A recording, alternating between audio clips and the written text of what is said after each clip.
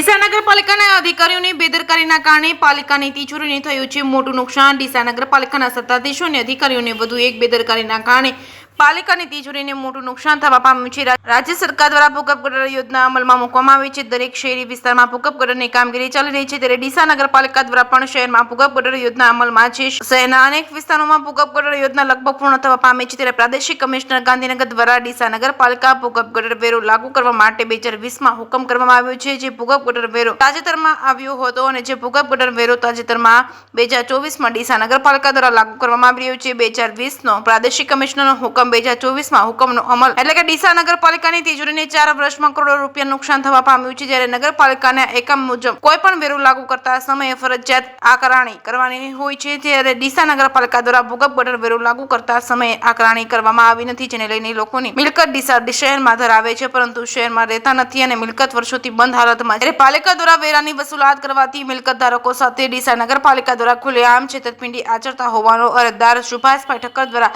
આક્ષેપો લગાવ્યા છે। ડીસા નગરપાલિકા છેલ્લા 4 વર્ષના સત્તાધીશો અને અધિકારીઓની બેદરકારીના કારણે પાલિકાની તિજોરીને કરોડો રૂપિયાનું નુકસાન થવાના આક્ષેપો સાથે એડવોકેટ સુભાષ ઠક્કર દ્વારા પ્રાદેશિક કમિશનરને લેખિતમાં રજૂઆત કરી છે। ડીસા નગરપાલિકાને સબસીડ કરવામાં આવી તેવી માંગ કરવામાં આવી છે। જે કેસની ગુજરાતી સાથે ભરત ઠક્કર, ડીસા। તાજેતરમાં ડીસા નગરપાલિકા દ્વારા ડીસાના રહીશોના વેરા બિલમાં ગટર વેરા નામનો નવો એક કર ઝીંકી દેવામાં આવ્યો છે। એક વાત નક્કી છે કે સારી સર્વિસ જોઈતી હોય તો વેરો તો નાગરિકોએ ભરવો જ પડે, પણ અહીંયા ઉલટી ગંગા જેવો કાંડ થયો છે।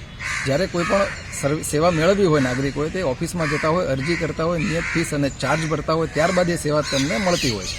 અહીંયા તમામ લોકોના વેરા બિલમાં ગટર વેરો ઝીંકી દેવામાં આવ્યો છે। કોઈ પણ પ્રકારની આકારણી થયેલ હોવાનું ધ્યાને આવેલ નથી અને આ બાબતને જોઈએ તો એની રજૂઆતના પગલે હવે કોઈ વ્યક્તિએ જો એના બિલમાં વેરો નંખાઈ ગયો છે, એને કનેક્શન નથી લીધેલું, તો એમાં એ લોકો નગરપાલિકા એવું કહે છે કે તમે આવી અને બાંહેધરી કે જાહેર કરો કે તમે કનેક્શન નથી લીધેલું તો વેરો તમને બાદ મળશે।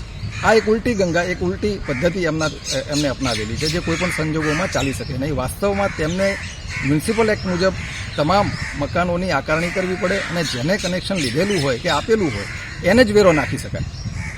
આપણે અહીંયા ઘણા બધા લોકો એવા છે કે જે ડીસા નગરમાં પોતાની મિલકતો ધરાવે છે, પણ કદાચ બોમ્બે, સુરત, રાજકોટ બહાર રહેતા હોય, એમના ધ્યાને પણ ના હોય અને એમને ગટર વેરો એમના બિલમાં ઉધારી દેવામાં આવે, કેટલે અંશે વ્યાજબી છે।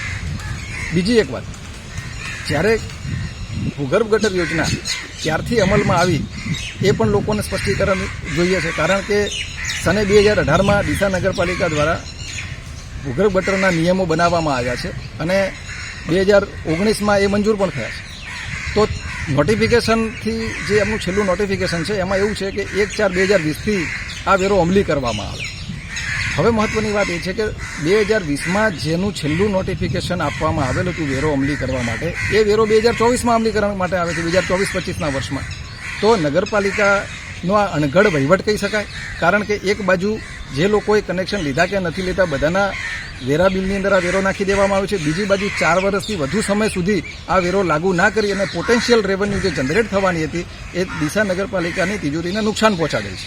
એટલે બંને તરફે જોવામાં આવે તો નાગરિકોને, જનતાને, સરકારને પણ આ નુકસાન જ છે। તો આ ડીસા નગરપાલિકાનો આવો અણઘડ વહીવટ કઈ રીતે ચલાવી શકાય એ માન્યામાં નથી આવતું। આ બાબતને લઈને અમો ઉપર ગાંધીનગર રજૂઆત કરવાના છીએ અને અમારી એ માંગ રહેશે કે આખા ડીસા સમગ્ર નગરની આકારણી થાય અને ત્યારબાદ જ વેરા વસૂલવામાં આવે અને જે લોકો થકી જે પદાધિકારી, સત્તાધિકારીઓના બે જવાબદારપૂર્વક વહીવટના કારણે આ નુકસાન ગયું છે એ વસૂલ લેવામાં આવે।